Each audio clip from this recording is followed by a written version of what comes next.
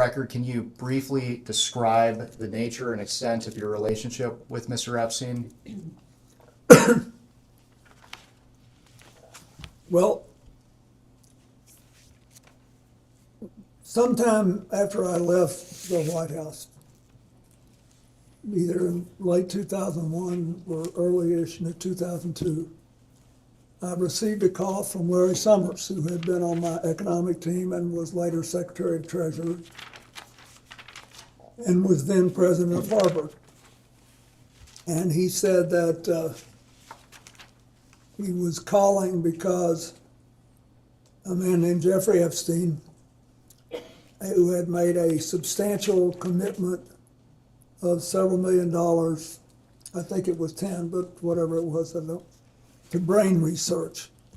And that he was a information hungry person, and he wanted to spend some time talking to me about economics and politics. And he said, he's got this massive airplane, and he said he would take you, your staff, your Secret Service detail, and anybody else you wanted to bring on the trips that he knew I was planning to set up a global network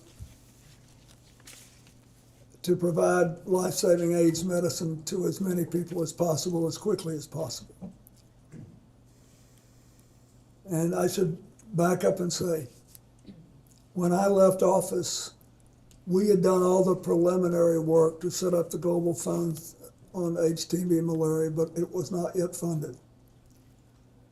And there were other instruments and institutions who were later founded, including President Bush's PEPFAR program. It had not yet been funded. There were only 200,000 people in the entire developing world who had AIDS medicine, most of them in Brazil, which had a big drug operation on its own, and in Thailand, which also had its own drug population.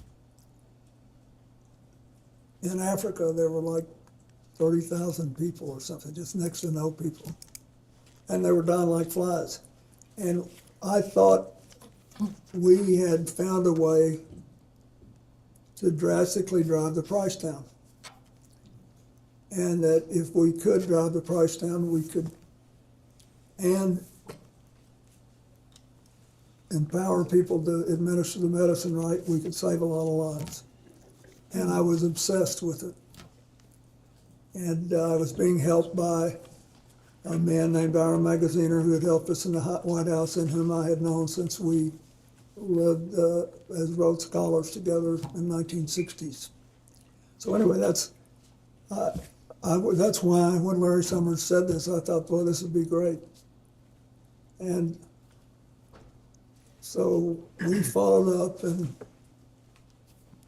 took the trips. Mr. President, when did your relationship with Mr. Epstein end? When did it end?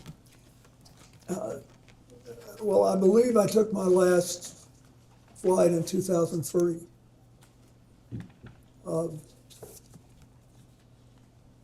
Now, later I became aware of some involvement he had in the first Clinton Global Initiative, but it was much later. Why did your relationship with Mr. Epstein end? Well, after a year or two, we really picked up a head of steam with this AIDS program, and a lot of other people whom I knew better and who really cared about the work came forward and offered to help us provide transportation. And I thought Mr. Epstein was an interesting man, but I didn't think he was really interested in what I was doing. That is, he asked all these questions. He did ask about economics and politics, as he said he would. And he never asked me anything untoward. It's just that I didn't think I thought I had done what I promised to do, and he had done what he promised to do. And I thought, I've always, over the years,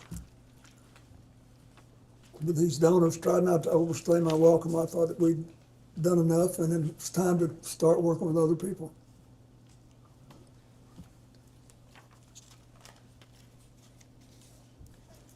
When did you first learn of Jeffrey Epstein's crimes?